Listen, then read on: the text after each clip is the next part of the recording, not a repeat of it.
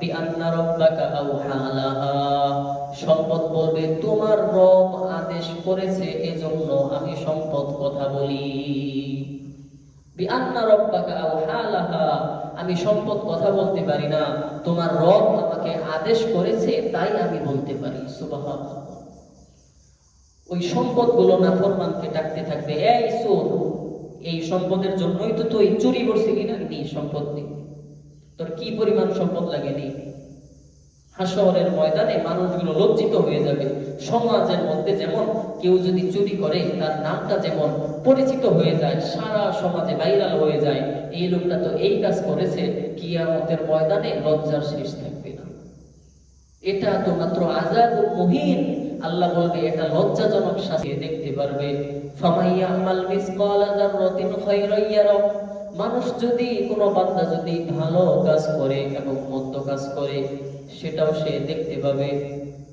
ওই হাসরের ময়দানে পৃথিবীর সমস্ত মানুষ যখন দাঁড়িয়ে থাকবে, জমিনের নিচ থেকে যত সম্পদ রয়েছে, সোনা রূপা হীরা জহরত, এইগুলো জমিনের উপরে চলে আসবে এবং ওই সময় হাসরের ময়দানে এই স্বর্ণ রূপা সম্পদগুলো ডাক দিবে। ডাক দিয়ে বলবে, এই চোর, এই বাটপার, আয় এদিক, এই মালের জন্য তো তুই তোর ভাইরে ঠকাইছিলি, ঠিক না? এই মালের জন্য তুই তোর বাপরে তোর হাত দ্বারা আঘাত করছিলি, নি মাল নি, এই সুদখোর ঘুষখোর মাল নি, তোর কি পরিমাণ সম্পদ লাগে নিয়ে এইখান থেকে। এই ঘোষণা যখন দিবে মানুষ তো থরথর করে কাঁপতে থাকবে। ওয়াকালাল ইনসানু মা লাহা, মানুষ বলবে হায় এটা কি হয়ে গেল। সম্পদ কথা বলে, সম্পদ কথা বলে কিভাবে? ফায়াউমা ইযিন তুহাদ্দিসু আখবারাহা বিআন্না রাব্বাকা আওহা লাহা, সম্পদ বলবে তোমার রব আদেশ করেছে এজন্য আমি সম্পদ কথা বলি। বিআন্না রাব্বাকা আওহা লাহা, আমি সম্পদ কথা বলতে পারি না, তোমার রব আমাকে আদেশ করেছে তাই আমি বলতে পারি। সুবহানাল্লাহ। ওই সম্পদগুলো নাফরমানকে ডাকতে থাকবে, এই চোর, এই সম্পদের জন্যই তো তুই চুরি করছিলি না, নি সম্পদ নেই, তোর কি পরিমাণ সম্পদ লাগেনি। হাসরের ময়দানে মানুষগুলো লজ্জিত হয়ে যাবে।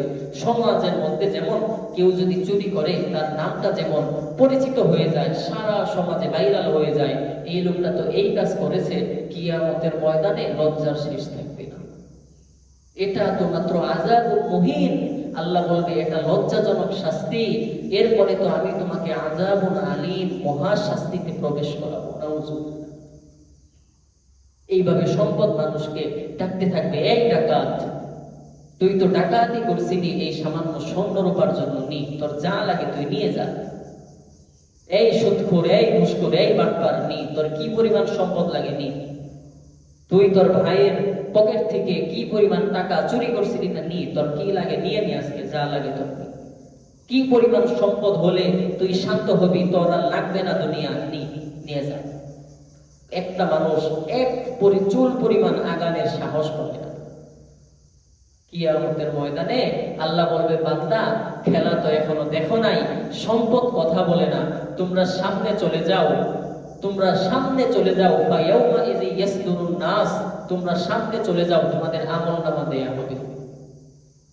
তখন তো আরো ভয়াবহ বিভীষিকাময় পরিস্থিতি তৈরি হবে। এজন্য পৃথিবীতে তওবা করে জীবনের মূল পরিবর্তন করা, সুন্নতের পথে চলা, আল্লাহর হেদায়েতের পথে চলা, আল্লাহর হুকুমগুলোকে মেনে নেওয়া, নবীর সুন্নতগুলোকে মেনে নেওয়া, কুরআন এবং সুন্নাহ অনুযায়ী নিজের জীবনকে চালানো। কিয়ামতের ময়দানে আল্লাহ তাআলা বড় আদর করে যত্ন করে আরশে আজিমের নিচে আরশের ছায়া দান করবেন, আদর করে জান্নাতে প্রবেশ, জান্নাত দান করবেন, জাহান্নাম থেকে দূরে রাখবেন। এই নিয়ামতগুলো আল্লাহ তাআলা কিয়ামতের ময়দানে দান করবেন। আর যদি আল্লাহর নাফরমানি করি, সামান্য সম্পদের জন্য হারামের মধ্যে লিপ্ত হয়ে যাই, তাহলে কিয়ামতের দুনিয়াতে লাঞ্ছনা রয়েছে, অপমান রয়েছে, কিয়ামতের ময়দানেও রয়েছে মহাশাস্তি। এজন্য আল্লাহ তাআলা আমাকে, আপনাকে, সব ভাইকে বোঝার, আমল করার তৌফিক দান করুন। ওয়া আখিরু দাওয়ানা আলহামদুলিল্লাহ।